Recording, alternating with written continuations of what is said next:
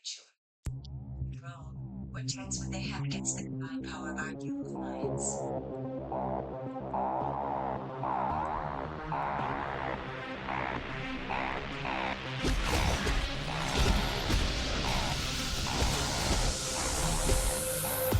Welcome back to another exciting episode of Galea Kills Everything, your #1 rated daily Metropolis weather program where Galea kills everything.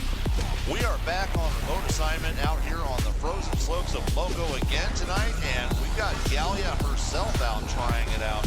Now, Vice is, as stated, the new hotness. That is the new Tier 7 bounty in the new content, and he is a doozy, folks. Let's go ahead and unpack him right now. Vice is one of the most iconic Red Lanterns, and that's saying something considering who some of the other Red Lanterns are. Vice is also one of the most terrifying. He is just pure nightmare fuel, raw aggression, and very, very little else in the way of a personality.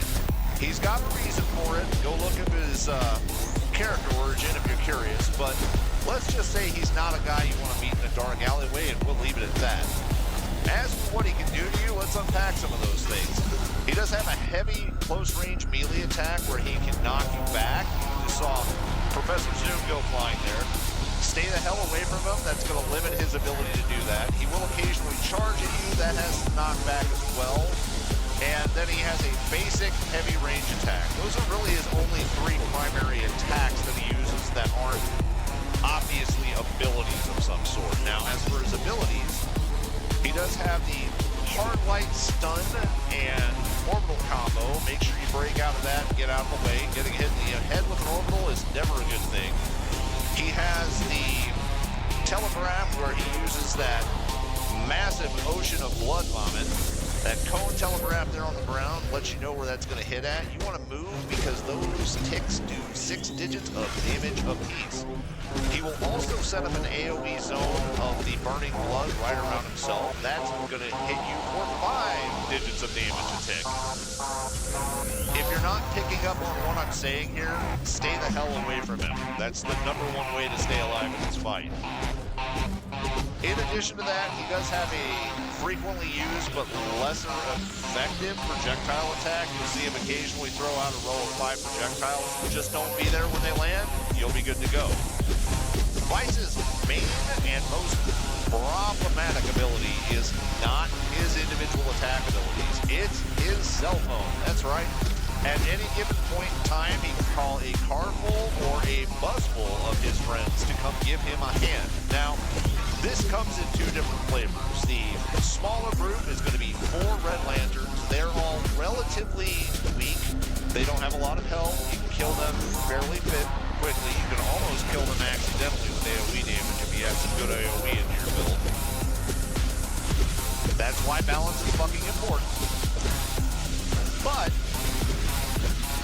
they become problematic if you let them get on the field with the other group of ads he summons. The other group of ads is going to be 8 Red Lanterns that all have in excess of 10 million health apiece. You're not going to be able to kill them in one rotation. You're not going to be able to kill them with single hits and then move on to the next guy.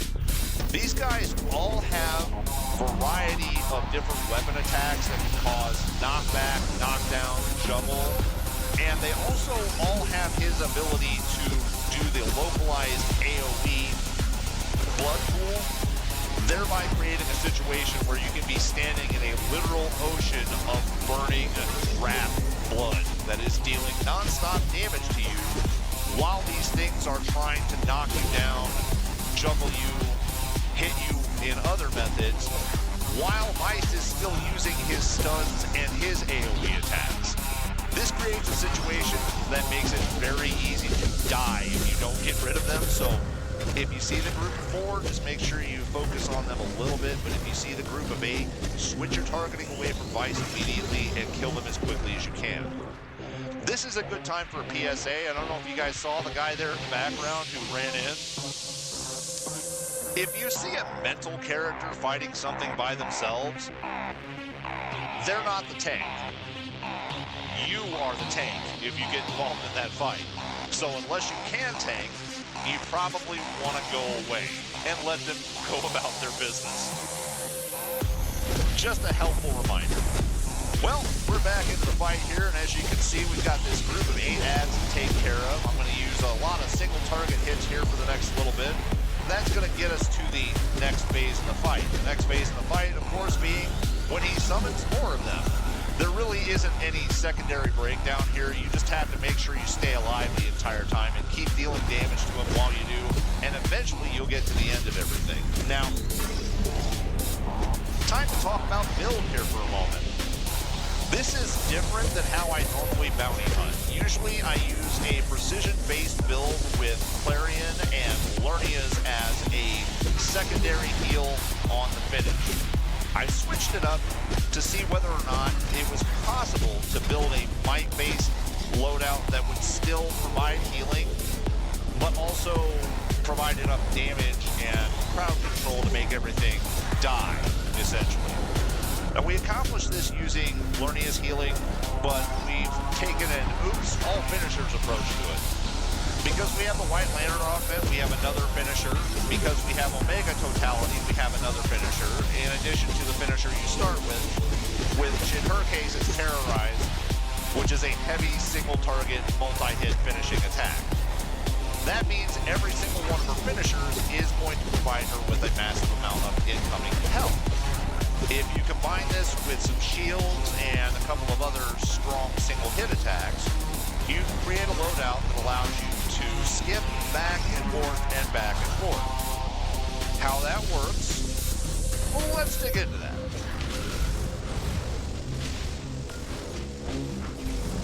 So you'll start the loadout using Mental Standard Entry combo. That's going to give you a few stacks of Lernias, but it's also going to do some damage to you. Afterwards, you go immediately into the Radiant Nova, which hits everything in the local environment, gives you a pop heal. Switch over to Luminous Beam, hit with that, damage. Switch back over to your primary bar, use that Mass Terror, damage and heal. Use the Blue Lantern combo ability, more damage, heal at the end. Radiant Nova. By that point in time, you should have Omega powered up, and that's going to be the money winner in this fight, because Omega is not necessarily the best single target artifact, but it is hands down the king of fucking AoE, and you're going to need that in this fight. So this build allows you to add in a couple of shields and a little other spice here and there. I've been using the new Blue Lantern healing area, which it's tempting to try to stay inside of that. Don't do it. Throw it out there, get a couple of ticks from it, let it do its thing. It's going to be there for 20 seconds. Move around, come back to it, get some healing. Let it supplement your heals. Don't make it the focus of them.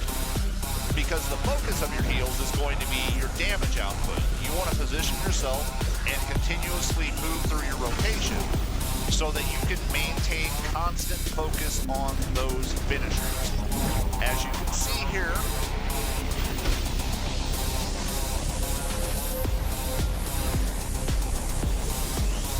it's chopping down the old oak tree.